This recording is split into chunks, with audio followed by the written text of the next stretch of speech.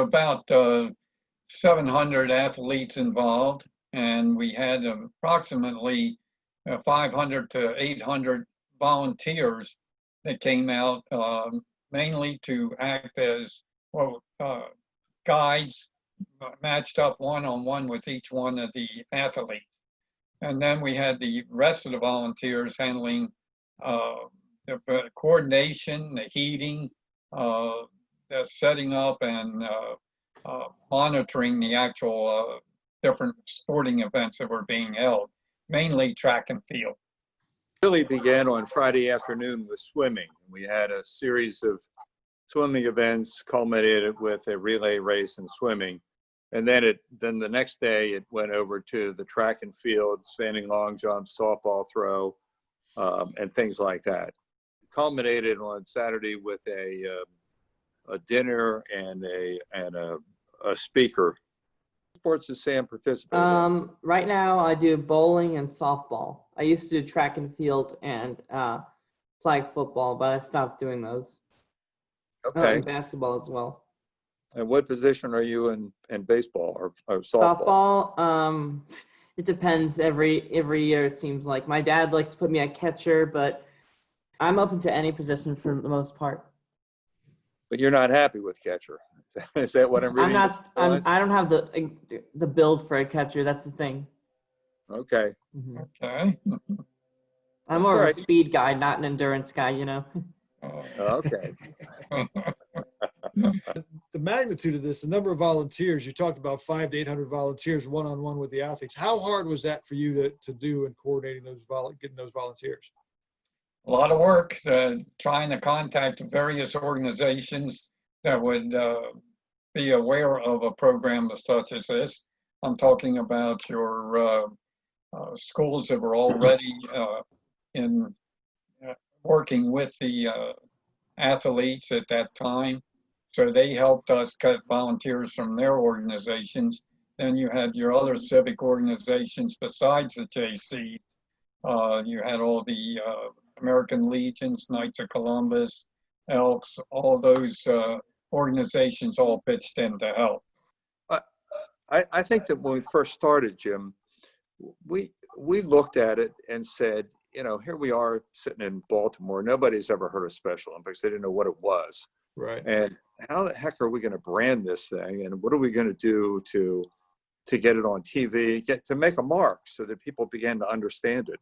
So, and yes, we looked at it and we decided very early on that the best way to do that was you had to put on the best show you could possibly put on. And I don't mean that in a demeaning sense, but it was, as you well know, when you do these things, and we did them, they were all on basically on 2 or 3 fields right at 1,000, and you could see everything from the stands. So we knew that it had to look like it was well organized and a well-oiled machine. And all our clinics were sort of ancillary; they went someplace else. But you know, we were very, very interested in making sure the competition was fair, and making sure that if you won something, we promoted an immediate reaction. We felt that if you participated in a standing long jump and you won the event, the whole crowd that you participated with went up to the award stand. If you didn't win, you got a ribbon. If you did, you were on the podium within 5 minutes. And we felt that instant reward sort of year after year sort of gave one of our athletes the feeling that, hey, this is something I can really do. I'm really good at it. So we were very, very, I mean, our show is a little bit different than what you guys do now, but we were very intent on making sure that if you won, there was an immediate response. And suddenly there were people applauding for you, and you were on the podium, and some celebrity was giving out medals to you. And the kids that didn't win felt pretty good about it too, because the Art Donovans of the world were pinning ribbons on them as well. They just didn't get on the podium. So we just looked at it and said, it really, in the end, it really didn't make any difference if you won a medal or you didn't win a medal. The idea was the whole athletic experience, that you could succeed at something. At last year's gala, Ed gave me this medal, which is from the 70 games. You can see it says state games 1970, and then on Right. the back side it has that logo. So that's an example in terms of what really reinforcing your point about recognizing the athlete's performance. You had responsibilities for marketing. Do you remember how much the games actually cost that first year? I think it was under $20,000. As it turned out, we had recruited the state, and a guy named Louis Goldstein was a controller at the time, and had some special budget. And in that budget, it pays, basically he paid for Towson State. And we paid for all the other stuff that if we had to buy stuff, we had to do that. And it wasn't, there were incidentals. I think that I know I recruited, you may not know, you probably heard of Gino Marchetti because he's a Hall of Famer, Alan Amici. And I knew Art Donovan and went to Art and said, gee, how do I get hamburgers out of these guys? So, one Friday afternoon, we sat in the back of Art Donovan's liquor store, and sure enough, Alan Amici and Gino walked in, and I told them what I wanted, and they said, okay. That's how we got the hamburgers. That's awesome. And that went on for several years too. I mean, it wasn't a one-time shot. I sort of lost track of it after we got a good contact person, but that's how it all happened in the beginning. I've been to Gino's plenty of times, the one in Towson at least. It's great food. May Gino rest in peace. Was he a big supporter of Special Olympics, Maryland? No, he actually, it was interesting because our best contact was Art Donovan. Mm-hmm. And a lot of people in Baltimore at the time knew him. I mean, there were four popular names. There was Alan, and everybody knew who you were talking about if you said Alan. If you mentioned Gino, they knew who it was. If you said Artie, everybody knew who Artie was.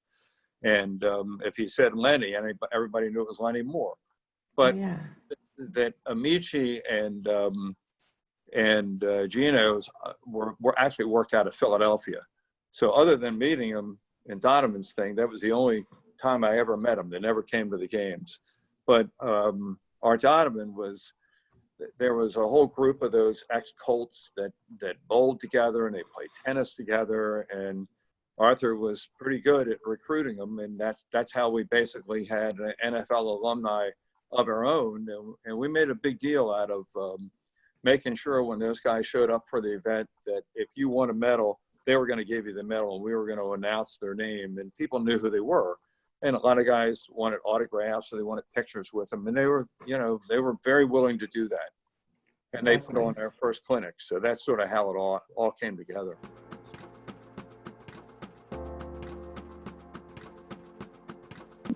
What was your guys' recollections of how the public in general viewed individuals with intellectual disabilities at the time? I would say that at first they were a little bit apprehensive and also curious as to how they would be able to compete in a sporting event. So I think that just from those two philosophies, they came out to see just what it was all about.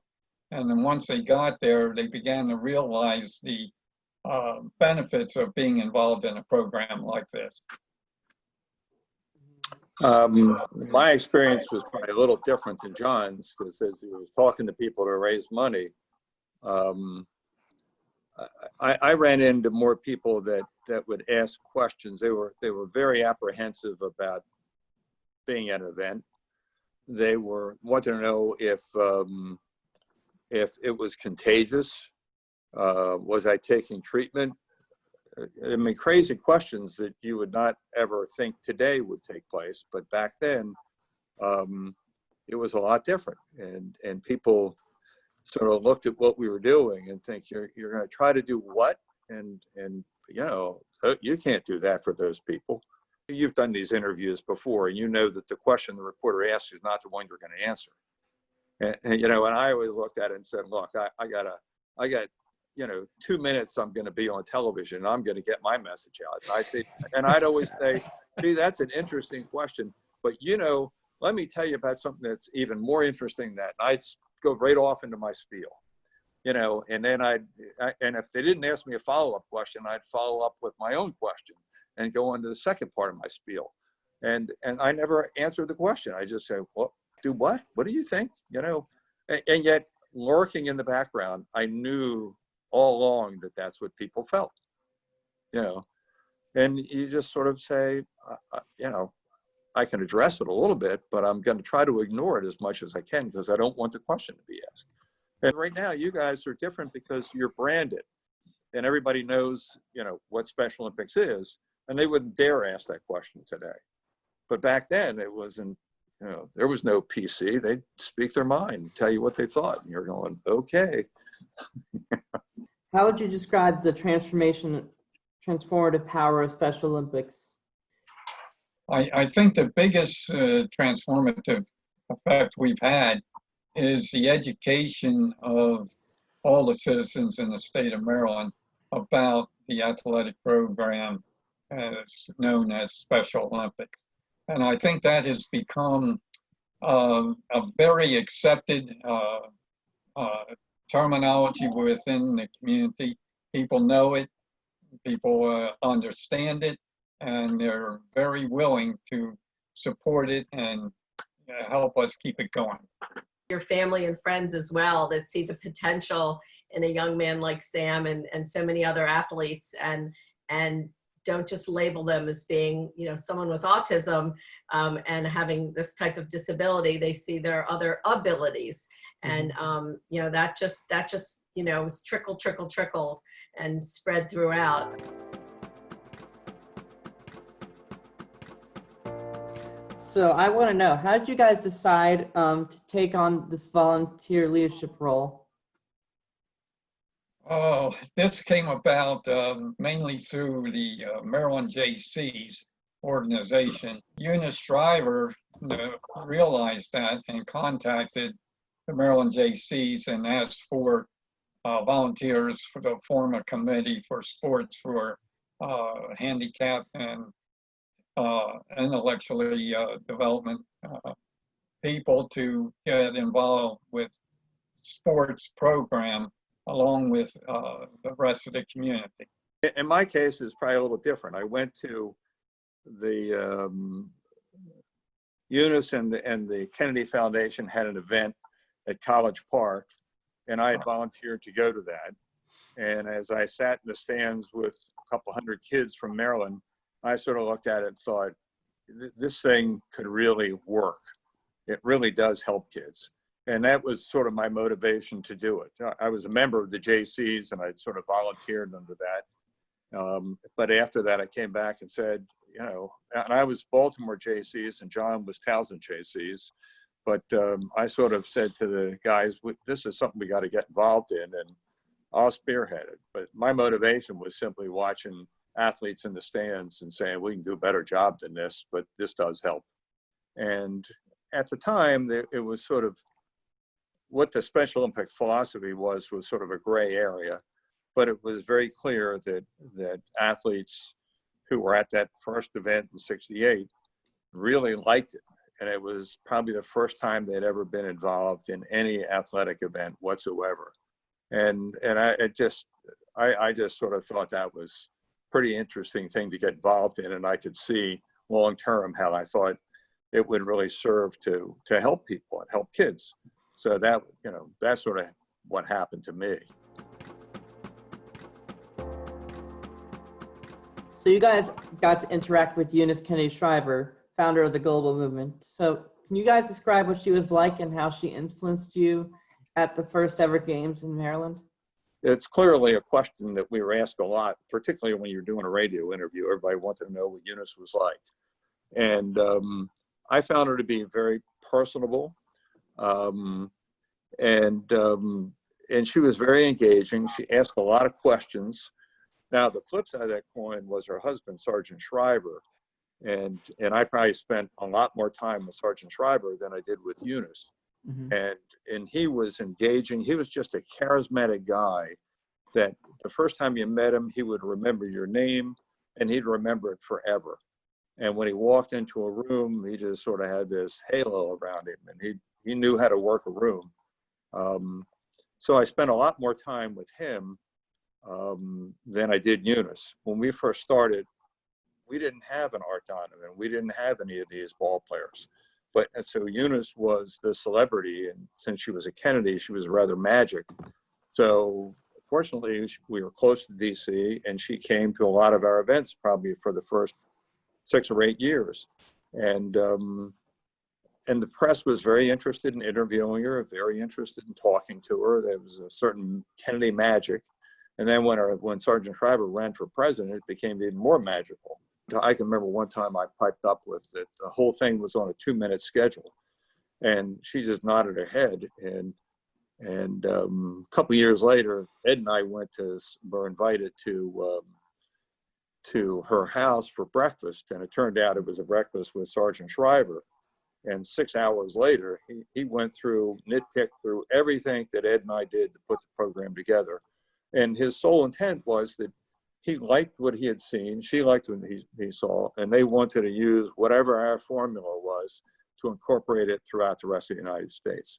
I was sort of out in the field mainly, but no, I did get to meet her. I did get to talk to her on several occasions when we were over at the University of Maryland for some of the pre-games. And, it's one of the things I do remember is that she wanted to do was we were having, the Towson JCs were having a fundraiser for the Special Olympics. And they were, the gals were running it, and they had a fashion show.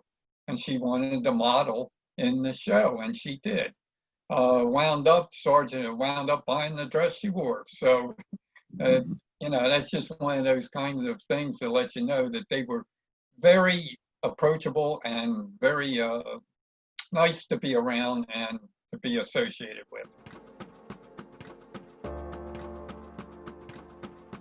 What is Special Olympics' greatest impact on society here in Maryland over the last 50 years? I think in part it's opened a lot of people's eyes. I agree. And that they now realize that there is something to athletics. And, you kind of sit back and John and I did it for a long time, but there are little things that happen to you that as time goes on, this sort of thing wanes, but there's little things that happen that remind you that the stuff that we did really did work out. And, it might be, I was at a wedding probably 7 or 8 years ago, and some guy came up to me and said, gee, I remember you were the spokesman for Special Olympics. And I really thought that was cool.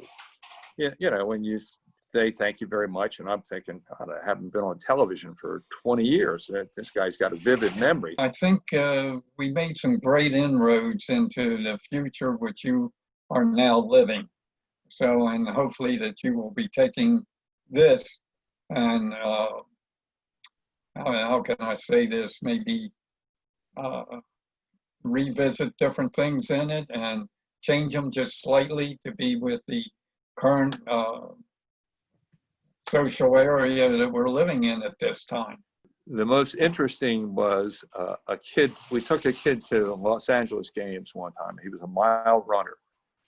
John, you probably remember him. He was named Adonis Brown, and he was really fast. So he ran the mile, won the mile with a gold medal, and then decided he was going to go run around the stadium a second time and give high fives to everybody. But he eventually became the elevator conductor at Equitable Trust Bank. And every time I'd walk in there to go into that building, he'd run up, give me a big hug, and give me a thank you. And it's that type of thing that you sort of sit there and go, this stuff really does work. I mean, there's a kid who was, parked someplace, never believed he could do it. His coach taught him how to run. He not only did he win our games, but he won the international games. And he had a lot of self-confidence after that. And that's what it was all about. And you probably experienced the same thing.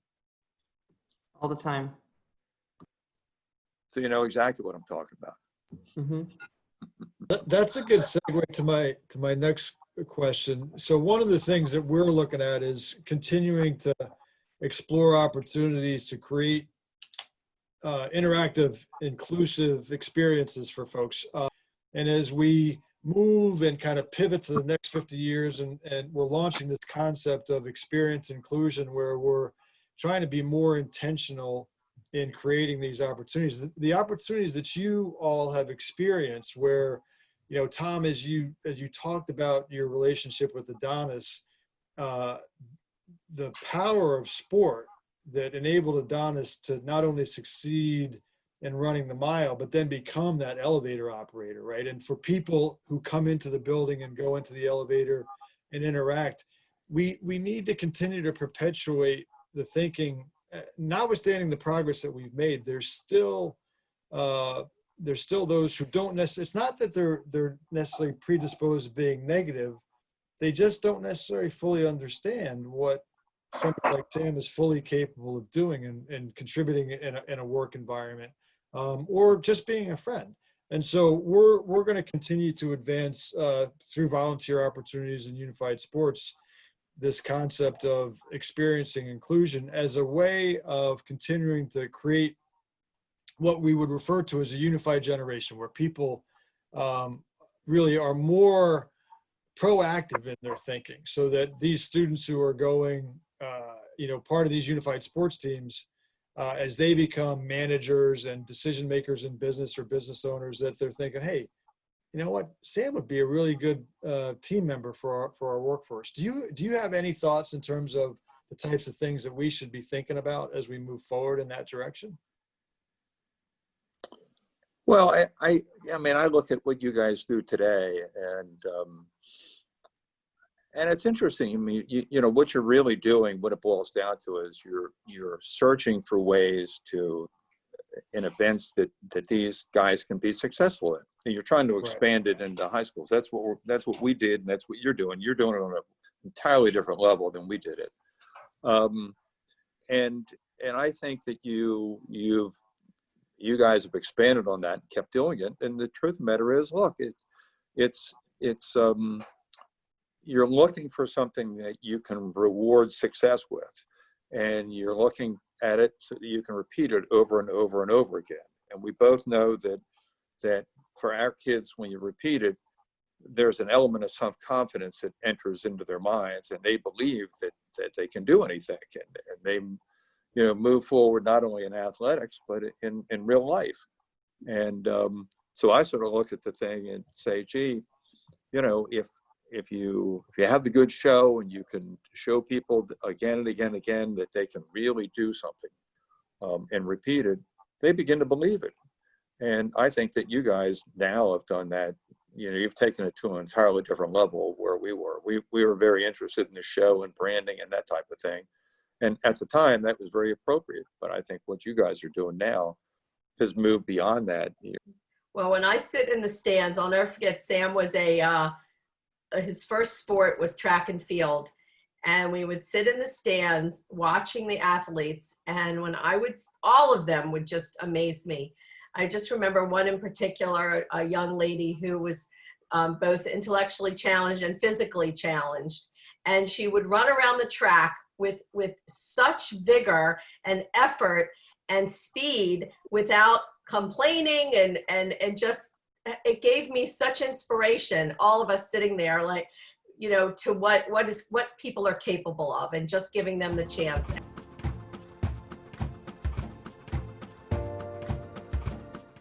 Is there any unfinished business that you can think of that hasn't changed since the first year that we started the Special Olympics Maryland that you hope will change throughout the next 50 years? Well, I think what we just talked about, expanding and trying to reach different groups and different people, and you're doing a youth program. I mean, all of those things are stuff that you'd like to see happen in the next 50 years.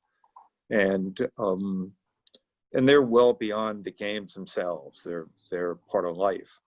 And that's what you look at. You just say, it's a nice brand, it works, the concept works. And if you could expand it to a lot of other using different venues, that's what you hope happens in the next 50 years. I just would like to say you need to keep your enthusiasm up, keep looking for different ways to involve the athletes and whatever sports are popular with them at that time. And, you know, mainly keep the enthusiasm up. And that's a tough thing to do for that long of a time.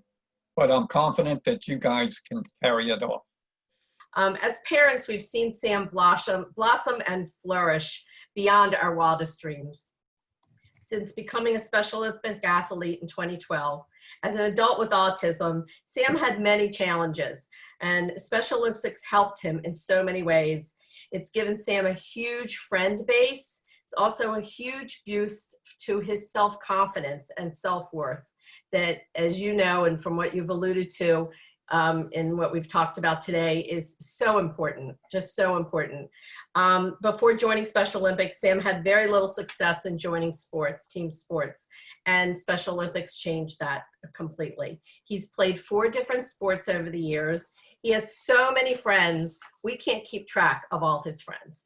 And what's also been important is, based on what you've just said today about the community and seeing them in the community, seeing the athletes in the community, it's shown our friends and our community of friends what Sam and other athletes with intellectual disabilities and special needs can do. Special Olympics has been an incredible boost for Sam and has given him more opportunities and more friends and self-confidence that you just can't imagine. So I want to thank you, Richard and I want to thank you very much for starting this back in 68 and 70, that our lives would be so different without Special Olympics. So thank you very, very much. Well, thank you. Yes, I mean, thank you. I mean, I've often looked at it. I don't talk about it very much, but